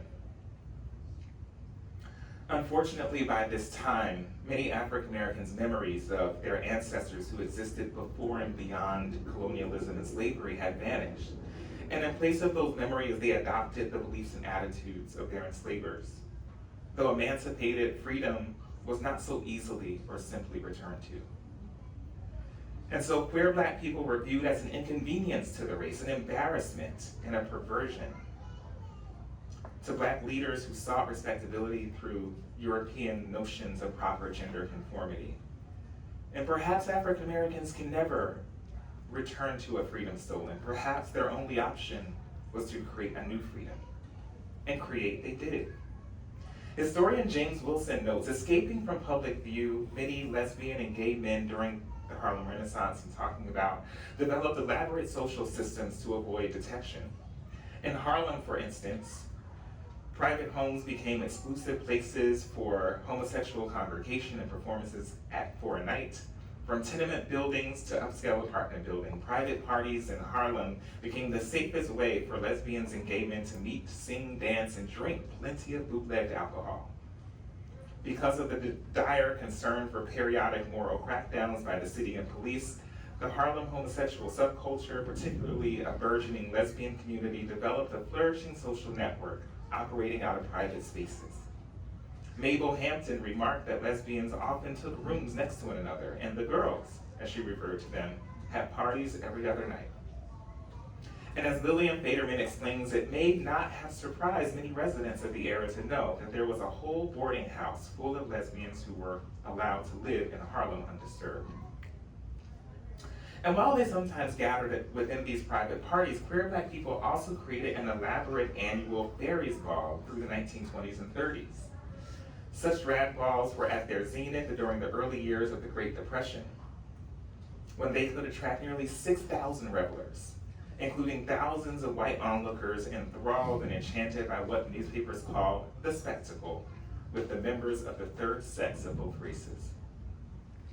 The Amsterdam News, which was a Black-owned newspaper, would report men danced with men, women danced with women, an occasional heated love affair was observed in the corners and crevices of Rockland Palace. Observers documented that in the dark corners of the balcony of the ballroom, several couples were seen making love in the most amorous way. Love flared hot and quick. People openly kissed and caressed one another. In the midst of so much repression and so much hiding, queer Black people had created a space that was public and legally sanctioned, where they could express, where they had the freedom to be, the freedom to love, the freedom to misbehave, the freedom to break the rules, the freedom to create their own worlds anew, if only for one very long night. Part 4, You Can't Hurt Me to Be Magic. Now, living what we now call out and proud was no easy task. During the Harlem Renaissance, only one writer, Bruce Nugent, was out and proud. His novel, Gentleman Jigger, was only published posthumously, and Nugent passed away without much to his name. Queer life would still be defined by a culture of discretion, and increasingly so as the nation escaped the Great Depression, welcomed militarism and McCarthyism as sacrosanct creeds. This is a lesson that Bayard Rustin would learn. Bayard Rustin was born in 1912 in Westchester, Pennsylvania. Adults viewed him as a young Renaissance man. He played sports, he was an eloquent writer, an enchanting singer. He was deeply loved by his grandparents, who recognized his talents and also his queerness early on. He was also raised as a Quaker, oriented in his youth towards a world where everyone was dignified and where there would be no more war. Rustin's name has recently been revived by historians since he passed away in 1987. And though he's often treated as a background character to Dr. King's story, the two actually met pretty early on in Dr. King's career, when he was kind of just a fledgling preacher. During the early months of the Montgomery bus boycott, when with the endorsement of Coretta Scott King, who had no problems with Rustin's sexuality, MLK agreed to accept Rustin as an advisor. And over the years, MLK would depend heavily on Bayard Rustin, from training people on nonviolence in places across the South to the famous 1963 March on Washington. In fact, Rustin was the primary organizer of the March on Washington, working alongside his friend A. Philip Randolph. However, other civil rights leaders would request that at the march, Rustin not be allowed to speak, fearing that his identity as gay and his past arrest and imprisonment would sully the name of the movement. Once again, he was told discretion. Long before he met Dr. King, Rustin had been active in the civil rights, in the struggle for civil rights, the struggle against militarism and war, and the fight for economic fairness for poor and working people. He was also boldly comfortable in his own skin, even before he understood the implications of his sexuality. He would, quote, build special bonds with male friends at school, and he never worried about bringing them home, but he remembered his grandmother Julia telling him once, and I'll put this quote back up here, "I want to recommend something to you. In selecting your male friends, you should be careful that you associate with people who have as much to lose as you. You have a very good reputation. People who do not have as much to lose as you can be careless." In her own way, Julia was telling Rustin that she knew and accepted him as he was, but that the world didn't, that he would have to live a life of discretion. But discretion was difficult for Rustin. It was a type of constraint, a hold on his heart, chains on his body, a cage around his mind, slavery of the soul. And he desperately wanted to be free, even as he wanted the world to be free. After being arrested while in college for hooking up with another male in a public place, Rustin left Pennsylvania for New York City, where he became respected as a brilliant organizer, thinker, and actor in the peace movement. His life would take him across the United States and around the world, learning and teaching others about nonviolence and anti-colonialism in organizations like the Fellowship of Reconciliation. And just as boldly as he appreciated his own identity as a gay black man, he also boldly confronted the indignities of racism everywhere he traveled. In 1942, on a bus ride from Louisville to Nashville, Rustin recalled, "I was riding in a bus, and I was wearing a red necktie. It was hot, and I had it open, and it was dangling, and as I boarded the bus, a woman was sitting with a child in her lap. And the child, as I was jiggling for my ticket and my tie was flying and my bags were going, the child reached over and grabbed my tie. And the mother hid it and said, 'Don't touch,' an N-word. I had not seen this kind of thing before, so I went in the back and sat down and I began doodling in the back seat by myself, and all of a sudden something began to happen. Next to me was a black couple who had a box with chicken in it and having the best time on earth. And I said, how many years are we gonna let that child be misled by its mother? That if we sit in the back, that we're really having fun. Then whites in a way have the right to say they like it in the back. I vowed then and there I was never going through the South again without either being arrested or thrown off the bus for protesting. So Rustin moved to the whites only section of the bus. During multiple stops, the driver and Rustin exchanged words. Rustin explained that he could not in good conscience obey an unjust law. Finally, the driver called the police. Rustin's commitment to nonviolence would now be tested. The officers ordered him to move. He refused. In front of the passengers, the officers ruthlessly beat Rustin, dragging him off the bus, throwing him into the police car, and then tossing him around among each other at the police station as each cop took their turn attacking him. Rustin remained nonviolent. And finally, the police captain, perplexed as to why Rustin was not fighting and why he seemed unafraid, said, "I believe this N-word is crazy." Rustin was eventually released when the assistant district attorney refused to file charges, and then his name spread like wildfire through the peace movement. Rustin's contemporaries showered him with adoration, calling him electric, charismatic, prophetic, and magnetic as he continued to work in the peace movement. Everywhere he went, people were enamored by his style, his eloquence, his hoity-toity accent that he perfected and performed to add an air of sophistication, and also his moral certitude on the issues of civil rights and nonviolence. Historian John D'Amelio writes, Helen Winmore, a Quaker activist in Columbus, Ohio, saw him as charismatic, a kind of person who was the embodiment of something. Glenn Smiley remembered him as a sensation. There was a magic about Bayard. He sang like an angel. Smiley, who later served as a confidant to Martin Luther King, said of Rustin, "He was my guru, and I learned practically everything I knew at the time of importance about nonviolence from Bayard. I would never have had the courage to have started without the impetus that Bayard gave me. On top of that, he was the most beautiful guy," Margaret Rohrer said after meeting him for the first time. "We are all in love with him." Remember Secretary Shizu Asahi. He attracted men and women alike, though after having been arrested and scolded multiple times for his indiscretions, he had learned to compartmentalize his life. And this was the challenge that would ultimately bring severe shame to the peace movement after Rustin was arrested in Pasadena, California in 1953. He was convicted of lewd vagrancy for performing consensual oral sex on two white men in a car. He was required to register as a sex offender. His mentors and friends in the peace movement were aghast. They had known about Rustin's sexuality.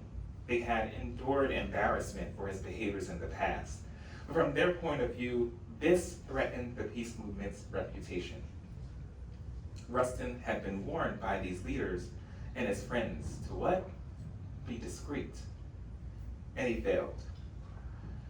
Prior to that most infamous 1953 arrest in California, in 1944, he had already been to jail. He had elected to go to jail as a conscientious objector rather than to serve and work on war camps, which is where SEALs were sent rather than the battlefield.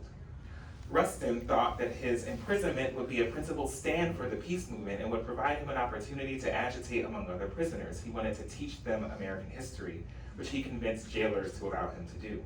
Specifically, he wanted to teach white imprisoned people American history. His incarcerated time was difficult, but he did win over his jailers. Perhaps naively, he thought that if white prisoners saw him in a teacher's role, their prejudices against black people might be challenged. He also refused to accept the segregated dining facilities, and he convinced the prison to allow for voluntary desegregation of other spaces. Rustin used this freedom of movement to congregate with white conscientious objectors in the white sections of his cell block, and he would cross the color line on Sundays to listen to the symphony on the radio. But on one Sunday, an inmate named Judge Huddleston furiously attacked Rustin. Rustin's white friends rushed to protect him, but Rustin told them to refrain. He told them to stay committed to nonviolence. And covering his head under Huddleston's blows, he repeatedly told his attackers, "You can't hurt me." Rustin ended up with a broken wrist and was disciplined by the warden, but this was a major win for Rustin. It gave him and the peace movement high moral ground. News spread rapidly inside and outside of the prison of the power of nonviolent resistance. But Rustin was also a lover, and his choice to love freely compromised the position he had created for himself in the prison. As he neared a win toward a more institutionalized desegregation of the prison, Rustin's reputation was shattered when he was accused of sexual impropriety. He had never been closeted in prison, but his behaviors were sometimes interpreted in different ways. Maybe he was just an artistic man, or maybe he just was an agitator who liked to defy social norms. The way he held his body closely to other men, or sang in a high soprano, or rubbed the thighs of friends. But his, quote, gestures, the pitch of his voice, his accent, physical grace, sardonic wit, his cultivated taste could be variously interpreted as forms of theatricality, sophistication, or sensitivity. As others had said already, Rustin was like magic. But like Francisco and Victoria, his magic was easily condemned as evil by the inquisitors, in this case the prison administration, who held their own secular inquisition. They brought witnesses in from among the other prisoners who would testify that Rustin had kissed and made sexual contact with others. Donald Clemmer, a Bureau of Prison psychologist, determined that Rustin impresses me as a confirmed homosexual whose conceit is so extreme and whose traits are so deep in the personality that in combining these two features, he could not refrain from further such acts. Not only was Rustin's campaign for integration defeated, so was his ability to convince his jailers to respect him and his conscience in any way. Rustin received his most heartbreaking condemnation from his most trusted mentor, A.J. Must, who wrote in a letter, "You have been guilty of gross misconduct, especially reprehensible in a person making the claims to leadership, in a sense moral superiority in which you are making. You have deceived everybody, including your comrades and most devoted friends. You are capable of making the mistake of thinking that you could be the leader in a revolution of the most basic and intricate kind at the same time that you were a weakling in an extreme degree and engaged in practices for which there was no justification, which a person with the 10th of your brains must have known would defeat your objective. You are still far from facing reality in yourself.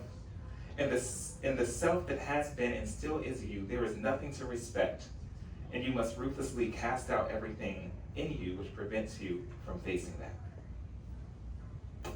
Now, Rustin, as I mentioned, would go on to teach Dr. King even after this.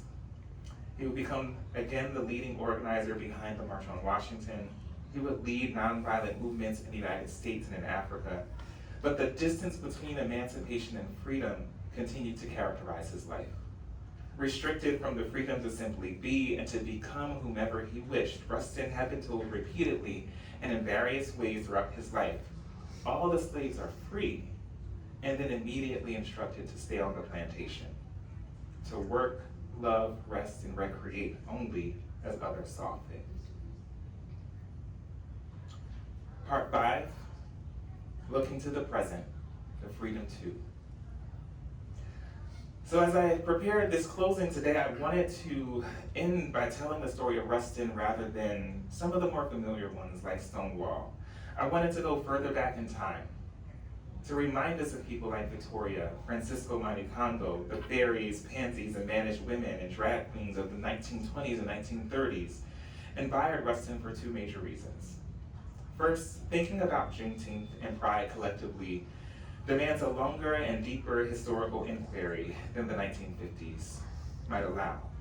Because the fundamental question here isn't about the freedom to love or to marry or to be free from criminalization. These are important, but they are legal processes. They are questions of emancipation, not really questions of freedom. What these ancestors reveal is that freedom precedes and exceeds the law. The law could punish them, but it couldn't erase them. Society could constrain them, but it couldn't extinguish them. Something within the very core of their being, some call it a soul, some call it a consciousness, some the universe or energy, but something demanded, despite the risk, to be free. And this wasn't simply, again, a freedom of or freedom from, it was a freedom to and a freedom for, a freedom to become, the freedom to explore, the freedom to create. And while the world used politics to destroy the urge to become, these ancestors kept on creating. Second, thinking of Juneteenth and Pride together compels ruminations on love. And unfortunately, we are witnessing a politics of hatred, control, provincialism, and tribalism once again try to destroy our collective capacity to become something better and greater together. Books are being banned to prevent children from developing their imaginations beyond what some people view as the right kind of indoctrination. The US military is being deployed against US citizens, and undocumented immigrants are being denied due process. Palestinians and Sudanese are suffering all sorts of violence and genocide before our eyes. And in the case of Palestine, that's being funded by the United States. Here at home, the trans panic is encouraging not only acts of discrimination, but also fatal violence. A cisgender Black woman was killed by a white man because he thought she was trans. Once again, highlighting the queerness of Blackness in these white supremacist imaginations. The Southern Baptist Convention is hoping to convince the Supreme Court to overturn Obergefell, which nationalized the right for same-sex couples to marry. The SBC also recently voted to cast out churches with women leaders, pastors. Here close to home at the University of South Florida, every single course in African and African American studies and women's and gender studies were stripped from the general education curriculum. Not even by the state, but by the university's lawyers. If perfect love casts out fear, we have to ask what these people have been afraid of and why they have sought the subjugation of Black and queer people for as far back as the historical records show. Recently, Joe Rigney published a book called The Sin of Empathy. It's a very tortured attempt to argue that empathy is not inherently good, that while it may be good under the constraints he favors, empathy is inherently corruptible. He's anti-feminist, anti-gay, anti-Black, anti-reparations. He opposes the redistribution of wealth from the wealthy to the poor, but he smiles upon the redistribution of our tax dollars to the wealthy, suggesting that this version of God is okay with such gross inequalities that some people live in estates valued at millions of dollars in the same country where others live under overpasses and in dark, forgotten tunnels. He purposefully deploys his own sacrosanct text, the Holy Bible, to maintain the status quo. Like the Inquisitors, he wants the freedom to shape the world in his image, and he, like so many others, claims moral authority to do so because he says it's his God's will. In a recent interview, he concluded, the bottom line question is, who's God? Is our feelings God or is God God? And if God is God, then we should do what he says. And he's going to set boundaries and order, and he's going to govern our minds, and our minds will govern our passions. On the other hand, the deep root here is in our fallen state. Our passions lead us astray, and they lead us astray, and they guide us to all sorts of folly and destruction if we let them run. And if we join together into a big blob of emotion, you don't just destroy yourself, but you destroy your family, you destroy your church, you destroy your community. So there is a deep fundamental theological question behind all of this, and it is God God or our feelings God? Rigney and those like him are saying God, but their gods are culturally constructed. And I don't say this to offend anyone's belief systems. What I'm trying to say is that just like gender existed across different cultures and were appreciated and expressed differently, so too do people define their God or their gods in their own image. And Rigney has constructed his God against human feeling against the passions of people like Victoria, Francisco, and Bayard Rustin, against the passions, the yearning for freedom of those people enslaved at Galveston who were delivered the message of Juneteenth. These feelings, whether desires for intimacy, moral desires for justice, spiritual desires to create, have been constructed as an enemy. When enslaved people ran away from plantations, following their passions to be free, psychologists constructed a new disease. They called it drapetomania, claiming that these people had to be mentally ill because they were running to freedom. Because these passions, these feelings, these yearnings challenge the existing order and the ways of thinking. They question the rules that have been imposed, rules created by people that are claimed by these people to be natural and divine. And so Rigney and those like him, whether inquisitors, slave owners, or Rustin's prison guards, sought to discipline and punish, to bring suffering to those who have other types of dreams, who dare to be otherwise. They are in the end afraid of freedom, because freedom is love of self and others without borders, and borders are the first apparatus for holding power. And this love would drive us to recreate the world, a world that doesn't tolerate pointless suffering, but rather one where care is the guiding ethic. So I'll close with the words of Bayard Rustin, who arrived in Oxford, Ohio to speak at the Western College for Women in June 1964. This was just before his arrival. News had come out that James Chaney, Andrew Goodman, and Michael Schwerner, two white and one black civil rights activists who were in Mississippi trying to help people learn how to register to vote, had gone missing. They were feared dead. We would later learn that the three were murdered by the Klan. There in Ohio, they feared this might be the coming news. It terrified the volunteers who were being taught nonviolence, who were being taught you cannot take weapons with you. They said, we're being sent as sacrificial victims. Rustin spoke to the crowd. He drew their love and respect when he said, all mankind is my community. When I say I love Mississippi Senator James Eastland, it sounds preposterous. A man who brutalizes people. But you love him or you wouldn't be here. You're going to Mississippi to create social change. And you love Eastland in your desire to create the conditions which will redeem his children. Loving your enemy is manifest in putting your arms, not around the man, but around the social situation, to take power from those who misuse it, at which point they can become human too. So thank you all for listening to this. I hope this has given you something to think about as we celebrate Juneteenth, and also today,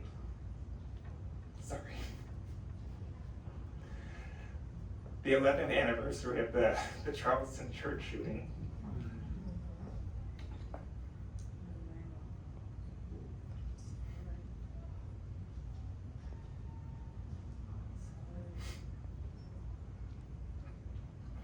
Because we have to learn how to think about love and freedom more broadly. We still reach for what our ancestors reached for. So I hope that we find courage in their stories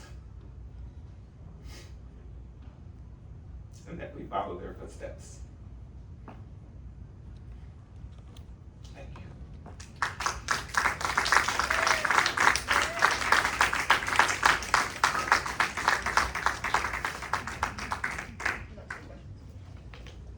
Do we have any questions? Or comments. Or comments. I cannot talk right now.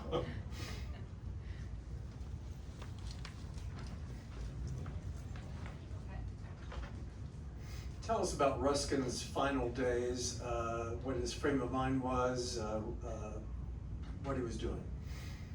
Yeah, Rustin continued to do his peace work across the world.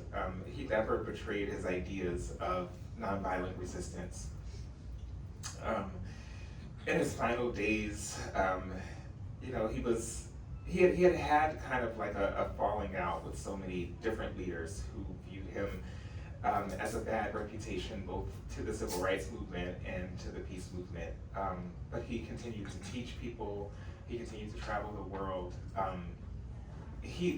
one of the things I admire about him so much is that he never accepted the shame and humiliation. Right? If you think about his frame of mind at his end of life, I think, right, we don't have the archival record to say so, but I think that he was proud of the life that he lived. And yeah, I'll just leave it there.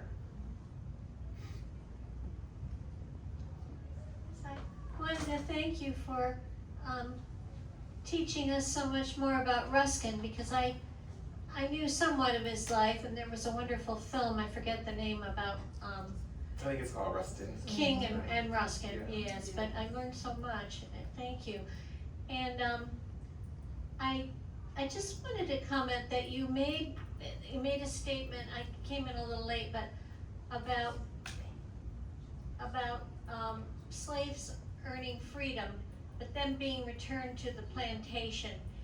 And I hope you won't roll your eyes at this, but there were two women extremely important in my life, Ethel and Josephine, that worked for my mother and then for me.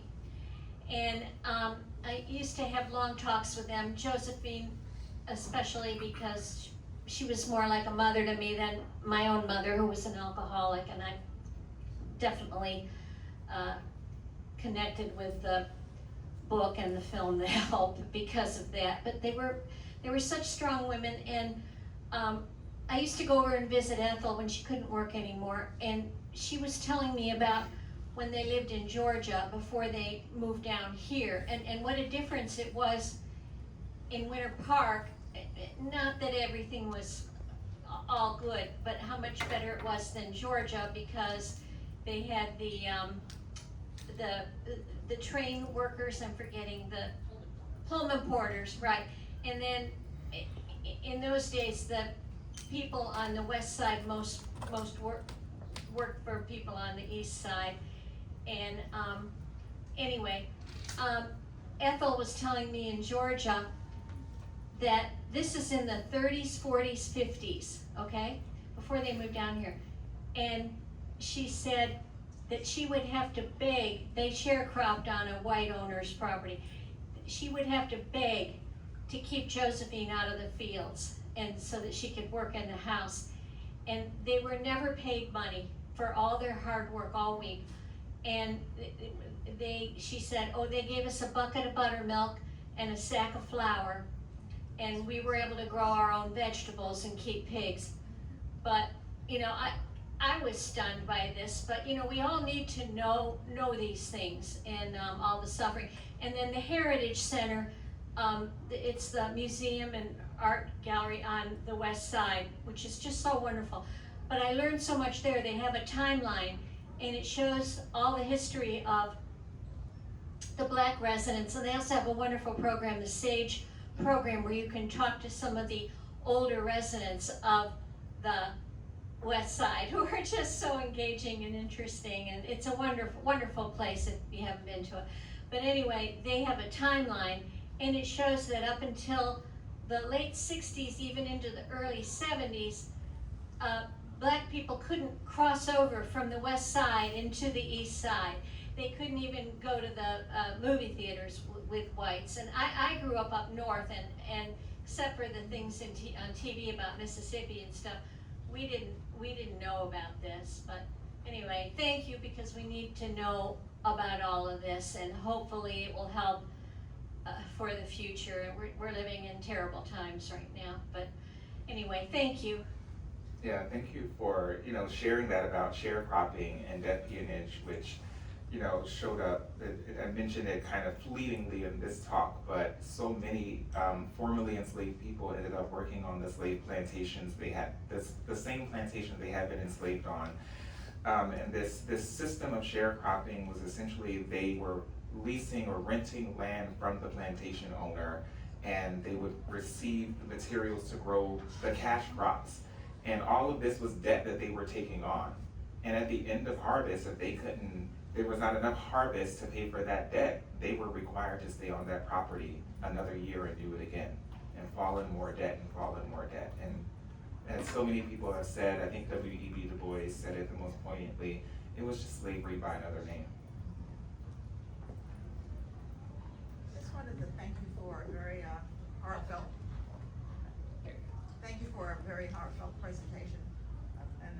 different perspective. Speaking of the Heritage Center, I also wanted to make a pitch for any of you who, We can't hear you. sorry, okay, sorry. How are we doing? There we go. First, to thank you for an excellent presentation with a very different perspective, which helps open my mind. I also wanted to make a pitch for the Heritage Center, which is probably going to need more support under this current state administration. And for those of you who can, to please support the Heritage Center through the Corralde School of Art, but specify the Heritage Center in your donation. Yeah. Thank you. Okay. The Hair Center is awesome. I've been over there a couple times now. Hi, my name is Lorelei Anderson Francis. Couple of questions as a professor at Rollins. Are you involved in the Winter Park Pride Foundation initiative? I heard a presentation recently. No, this is my first time hearing of it, and I'm still in my first year at Rollins, so. Your first year at Yeah. Rollins? Okay, yeah, it's called the Winter Park Pride Project. And it looks like they've got projects in mind, and wondered to what the last speakers said about knowing your community and where you are and walking the community. As a new member, and welcome to the Rollins faculty. Thank you. Have you taken time to learn more about Winter Park? Yeah. Or do you have those, that interest in learning more about Winter Park, about African American community in Winter Park, Central Florida gay community, Black people, people of color in Central Florida. And that's, again, taking from the last speaker, how important it is to take our global and to really, hammer it in and to understand where we are. And I believe that you have the tools and the ability to do that, and I'm looking forward to hearing more lectures from you. Thank you. Thank you so much. So nice to meet you. And to answer your question, absolutely. I was a professor at USF in Tampa for 8 years before coming here, and I've had a number of good meetings with Jasmine over at the Heritage Center. We have students who are now beginning to do some archival research projects related to African American history in Winter Park. We're getting it off the ground at the African American Studies program at Rollins. And I don't know if you may have seen it. Students put together a beautiful play this past year about the life of Zora Neale Hurston that was open to the public as well. So there's a lot of good work happening there, and I'm learning to tap into it and grateful to get advice from folks like you. Thank you. I just wanted to share something kind of funny. I actually spent my first 2 years at Rollins before I moved on to Boston University. And I was among 12 or 13 Black students who were at Rollins at that point, so I'm really happy to see how the school has evolved. But I have to tell you this, one of the things that happened was really, we were very proud of. They had a ballet dancer come and perform at Rollins when I was there.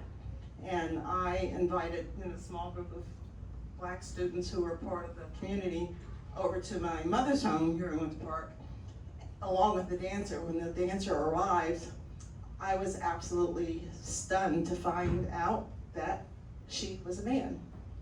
But she was beautiful. What was the name?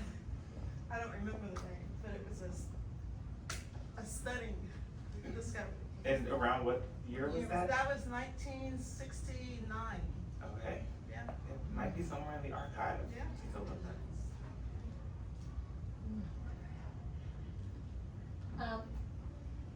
I just wanted to add one more thing about how supportive Winter Park Library has been in presenting programming on Black history, and it's every Monday night, from 6:30 p.m. to 8 p.m. This Monday night is the last session of this group, but the woman who teaches it, professor, is just wonderful. I'm forgetting her name. What is it? Nikki Barnes. Yes. Are you familiar with her? No, I'm not. Oh, okay, because she has a lot of connection with Rollins. Yeah. But anyway, it's a wonderful program. But thank you so much for today. Thank you. We can get you her contact information if you I can. think you appreciate it. Recently, I was in Galveston, and I found the site where the Emancipation Proclamation was read. And in that town, in the museums and galleries and, just various places, cafes, they said that the plantation owners knew that everybody was free in 1863, but they did not tell their enslaved people. What do you know about that? I mean, would you? Right? So that's right. But on a serious note, Abraham Lincoln's Emancipation Proclamation was a document written with the kind of surgical precision that actually, didn't free all enslaved people. It said the enslaved people who were in Confederate territory that was at the time controlled by the Confederates were free. You have to remember the Confederates at that point had said, we are not a part of the United States of America. President Lincoln has no jurisdiction here. Meanwhile, you have your border states which still had enslaved people but were under Union control. Those enslaved people were not freed by the Emancipation Proclamation. So, slave owners in the Confederate territories were like, that's not our president. Our guy's name is Jefferson Davis. And enslaved people who weren't under Confederate control were not at all, that they didn't receive any benefit from the Emancipation Proclamation. Yeah. And also, if you want to see the exact wording of the Emancipation Proclamation, we actually have copies of it on display in our display space in the archive. You don't have to go in the archive, it's just right here as you turn the corner to the right. Anybody else? All right, if that's